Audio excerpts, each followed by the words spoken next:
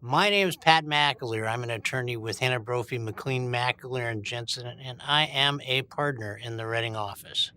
Well, the first thing I ask the employers when they contact me about Cal OSHA cases is whether or not Cal OSHA is out there investigating an accident, or whether they're out there investigating a complaint or some other issue. We need to know whether there's an accident involved. And how serious the accident is. Because the Cal OSHA case is kind of like the canary in the coal mine.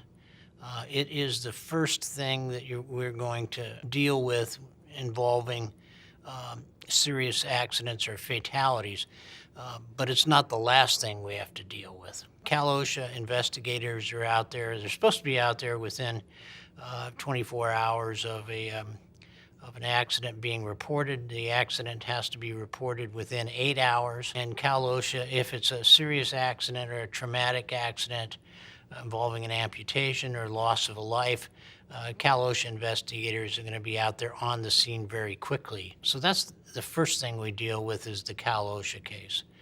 But as we deal with the Cal OSHA case, we have to remind the employers that along with the Cal OSHA citations come the possibility of serious and willful misconduct cases, which are filed in a different forum. They're filed at the Workers' Compensation Appeals Board.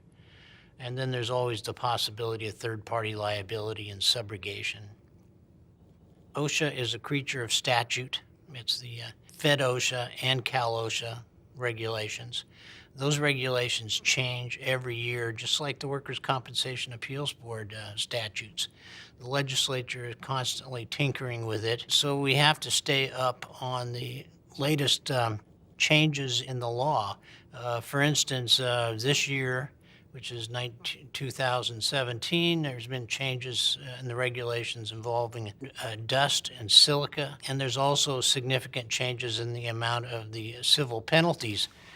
The Cal OSHA statutes have to be at least as effective as the Fed OSHA statutes. Otherwise, the Fed OSHA can take over our system. The Cal OSHA survives at the behest of the federal government, and and the state is audited every year to ensure that our statutes and safety regulations are at least as effective as the Fed OSHA safety and regulations. So we have to keep up on that. Yeah, for 2017, we had an increase in the civil penalties for repeat violations and willful violations. They went from $70,000 to $129,000. In 2018, we anticipate the civil penalties will continue to increase. The single most important thing that employers can do to prevent problems with Cal OSHA is to make sure that they have a very effective safety program. In California, we call that the Injury Illness Prevention Plan. And that has to be reviewed every year with the idea that it will prevent serious injuries from occurring. The second most single important thing is to make sure that you not only have an effective plan, but that you're in compliance with your safety plan. And this involves, particularly with employers that have a high turnover employees, you have to be very conscientious about safety training as you bring new employees into the work site.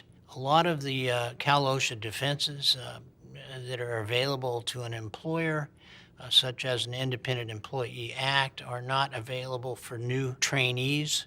As you're training your employees on the work site and in the particular jobs they will be doing, they need constant supervision to make sure that they are in compliance with safety regulations.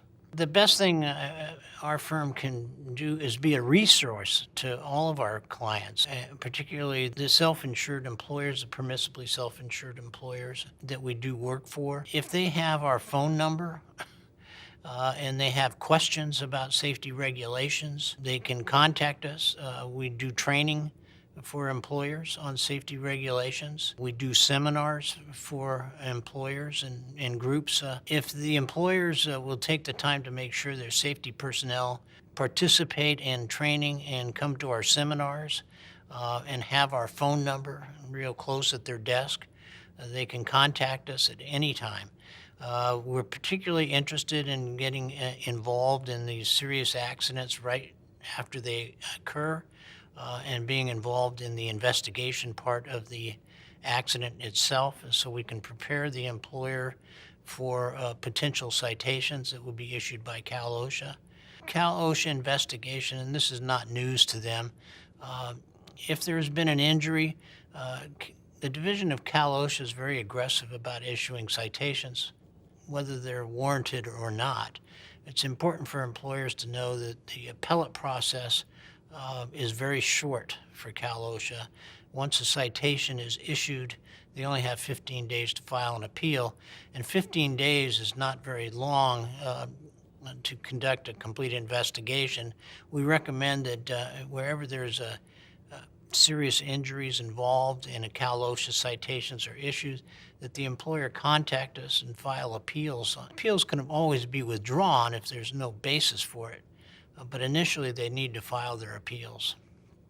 Has attorneys both in Southern California and Northern California that are experienced in handling CAL OSHA citations. So if there's an investigation by CAL OSHA, we recommend that the employers contact us immediately to discuss the facts leading up to the investigation and to see if they're prepared to participate and help themselves during the investigation. We get the phone call from the employer, and generally they call us and say, in this particular instance, I'm handling a case this morning.